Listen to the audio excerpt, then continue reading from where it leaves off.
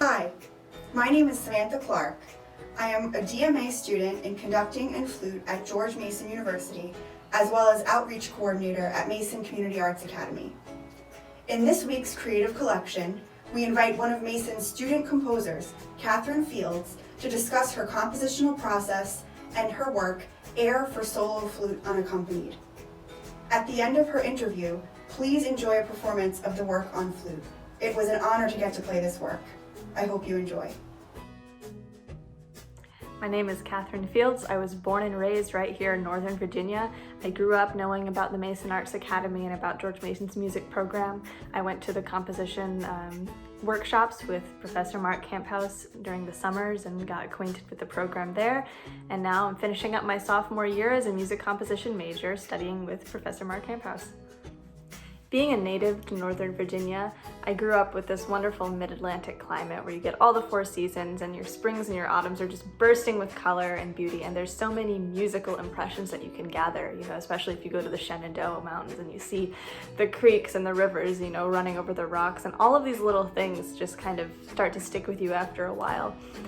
In high school, I started studying with a new piano teacher named Olga Turtler, and she just opened the world of classical music to me and kind of provided me with a mode of expression for all of these impressions that I had gathered, and I actually started to write my own music.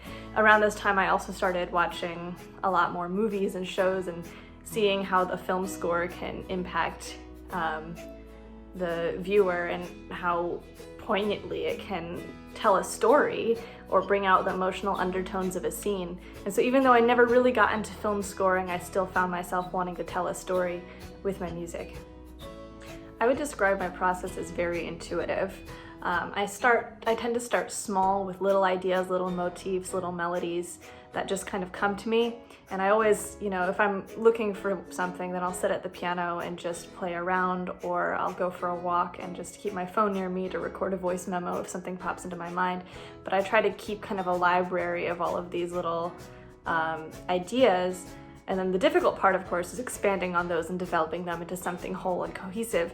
It can be a laborious process, but often it feels like the piece is already there and it's slowly revealing itself to you rather than coming from you.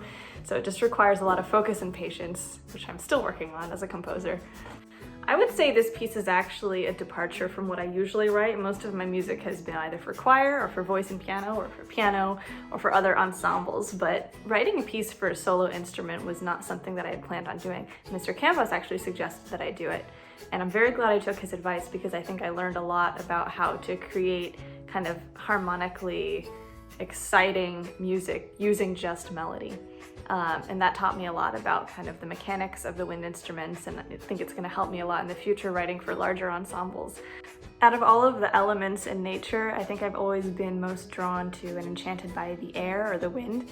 So with the flute being a wind instrument, of course, this was just like field day for me, I kind of wanted to evoke the image of the flutist standing on the edge of the highlands, overlooking just miles of green valley and pasture.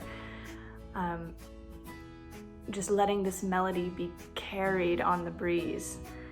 It just so happens to fit because the musical term air refers to a composition that is song-like in nature. And I would say that this piece is pretty song-like. It's singable, I think.